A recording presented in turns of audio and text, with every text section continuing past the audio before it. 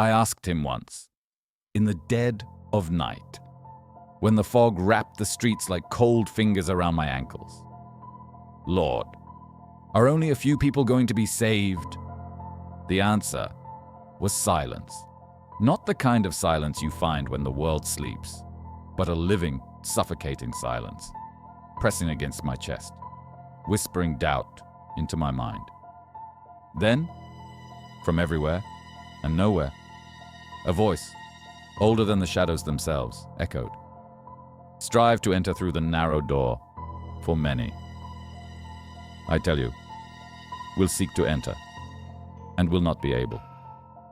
The city seemed wrong that night. Streets twisted unnaturally, buildings bent and leaned, shadows moved against the wind, as if alive. I felt eyes, thousands of eyes, watching, waiting. The door appeared suddenly, a narrow slit between two buildings, so small it seemed barely real. It exhaled a cold draft, smelling of iron and decay. I reached for it, and the instant my fingers brushed the handle, the shadows surged, pressing in from all sides, faces pressed against the edges of reality, pale, hollow-eyed, mouths opening and closing, letting out no sound.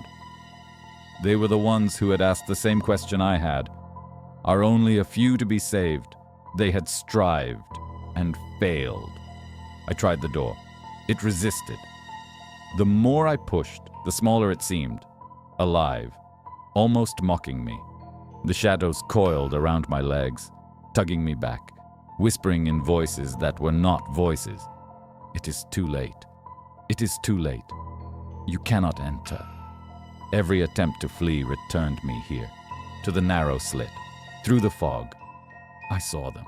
Figures, countless, half-formed, twisting in agony.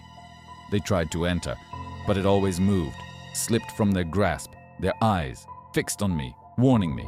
Strive, strive, strive. Time lost all meaning. Hours, days, or decades. I could not tell. My hands bled from clawing at the door, my throat raw from screaming into the darkness. The shadows no longer just surrounded me, they were inside me, gnawing at my thoughts, turning hope into despair. And then I saw it, more clearly than ever. The door was not just a passage, it was a predator. It breathed. It fed on the striving, on the desperate, on the faithful who faltered. It pulsed like a living wound, hungering for those who underestimated its cruelty. I screamed, I clawed, I begged, but each time I thought I was inside, the darkness swallowed me, and I was back outside, wandering the same twisting streets, faces pressed closer, mouths opening, eyes burning, reaching out, and above it all, the cold, unyielding voice whispered, patient and eternal, "Many will seek to enter, and will not be able." I do not know how long I have been here. Perhaps dead, perhaps still alive, perhaps that is the same thing. The city waits, the shadows wait, and the narrow door waits, always moving, always just out of reach. Every night, I hear it calling my name. Every night, the whispers of those who came before, their faces frozen in silent warning.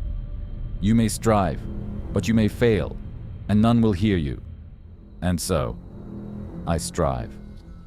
I do not know if I will ever enter, but I do know this.